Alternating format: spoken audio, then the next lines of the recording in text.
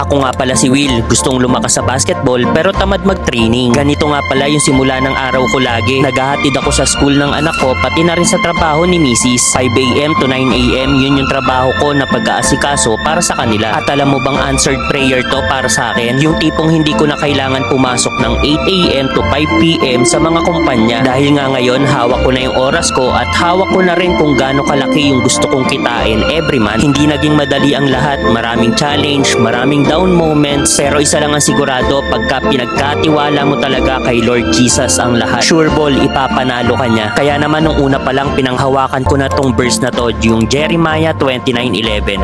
For I know the plans I have for you, declares the Lord, plans to prosper you and not to harm you, plans to give you hope in the future. Napakaganda ng pangako sa atin ng Panginoon. Kaya naman kung ikaw yung tipo ng tao na nasa down moment ngayon, na panghihinaan at feeling mo na pag-iiwanan ka na din dahil wala pa rin nangyayari na pag-usad sa karir mo or sa buhay mo, bro, isurrender mo lang sa taas ang lahat. Magugulat ka na lang, may mga taong gagamitin siya para mapalapit ka sa mga pwedeng mag-open na mga opportunity para sa'yo. So ngayon bro, hanggang dito na lang muna. See you on the next video. God bless.